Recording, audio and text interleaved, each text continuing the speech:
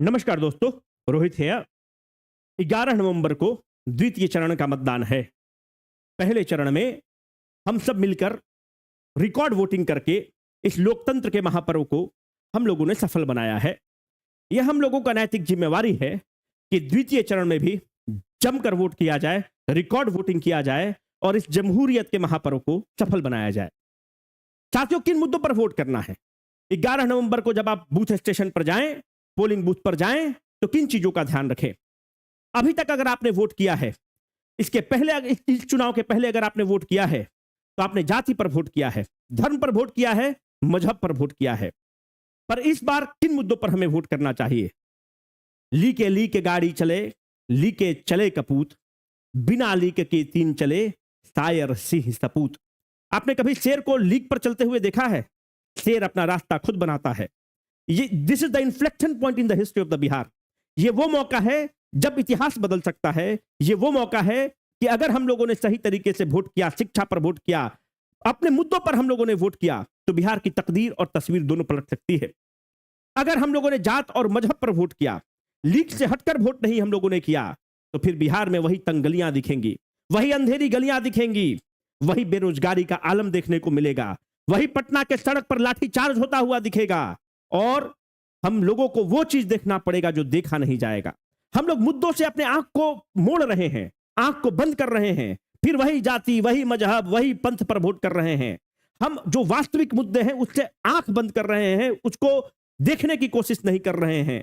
आंखों को बंद कर लेने से, आंखों को बंद कर लेने से खतरा नहीं जाएगा, वो देखना पड़ेगा जो देखा नहीं जाएगा। वही बेरोजगारी देखने को मिलेगा, वही पलायन देखने को मिलेगा, वही बिहार का लड़का जो मजदूरी करने कर्नाटका गया है, वह कन्नडा नहीं बोल पाएगा, इसके लिए उसको आप थप्पड़ खाते हुए देखते मिलेंगे। यह वह मौका है जब हम लोग अपनी तकदीर और तस्वीर को बदल सकते हैं।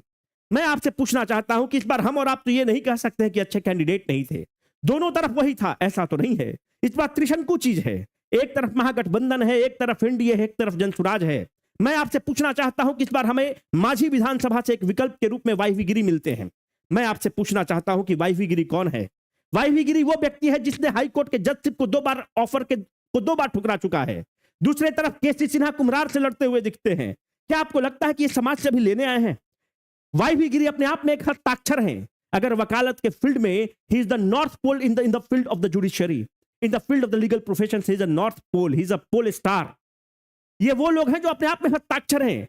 अगर हम लोग इन लोगों को हराते हैं, केसी सिन्हा कुलपति रह चुके हैं, अगर केसी सिन्हा जैसे लोग कुम्हरार से हारते हैं, तो यकीन मानिए अगले 20 साल, अगले 25 साल तक कोई भी सभ्य आदमी चुनाव नहीं लड़ेगा।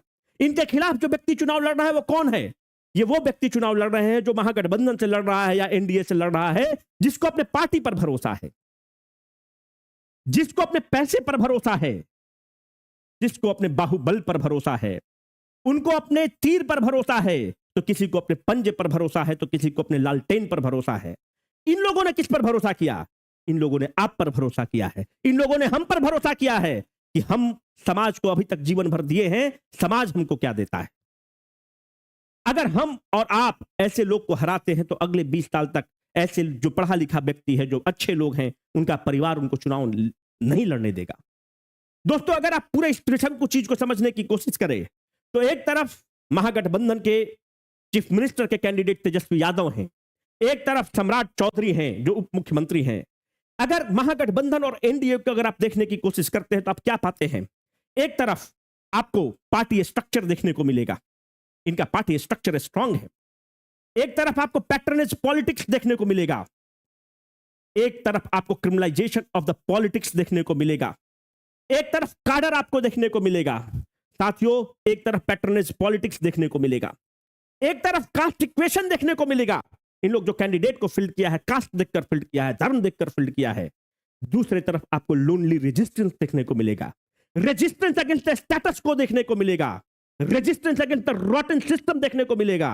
अब यह हम पर और आप पर निर्भर करता है कि जो लोनली रेजिस्टेंस के लिए व्यक्ति लड़ रहा है, आप उसको वोट देते हैं, या जो कास्ट इक्वेशन पर, धर्म के इक्वेशन पर, पैटर्नेज पॉलिटिक्स पर कैंडिडेट दिया है, आप उसको वोट करते हैं।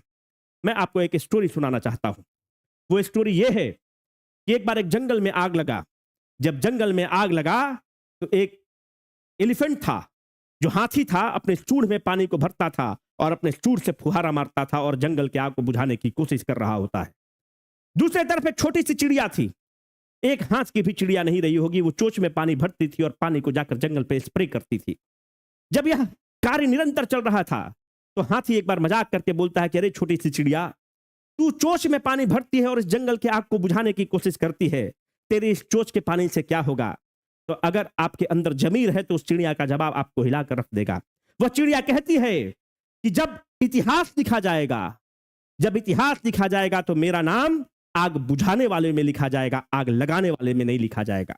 मैं आपको कहता हूं कि कोई भी पार्टी का बाहुबली हो, कोई भी पार्टी का रेत माफिया हो, कोई भी पार्टी का गुंडा हो, कोई भी पार्टी का मवाली हो, आज उसको मेरी मां और बहन पसंद आ रही हो तो उसको उठाएगा।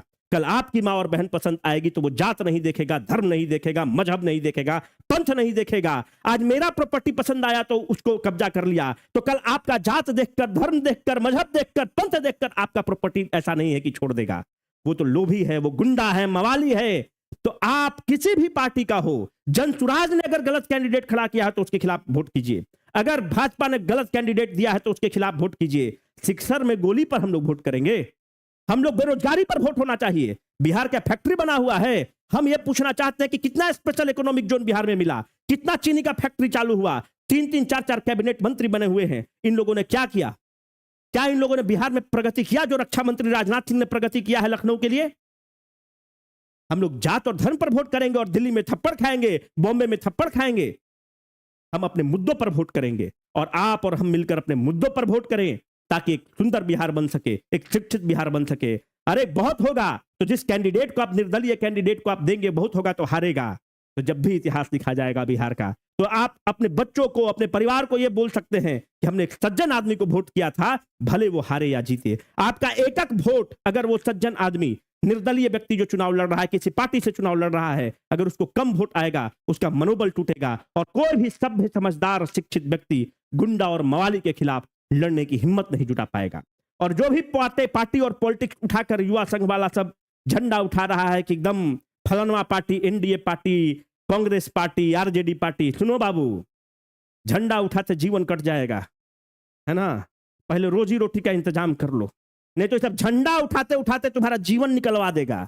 और देगा क्या? तो 5 लाख का ठेका देगा कि 5 लाख में कि 50,000 रुपया तुम उसमें कमा सकते हो, इससे ज्यादा इन लोग नहीं देगा। टिकट किसको देगा? टिकट बाहुबली को देगा, बोलेगा इसका विनेबिलिटी बहुत हाई है। टिकट किसको देगा? अशोक चौधरी की बेटी को दे देगा, नेप्पो किड को टिकट दे देगा, संभवी चौधरी को दे देगा। वहां का वर्कर छाती पीटते मर जाएगा, हाय दादा हमारा, हम 5 साल मेहनत किए थे और मेहनत करो।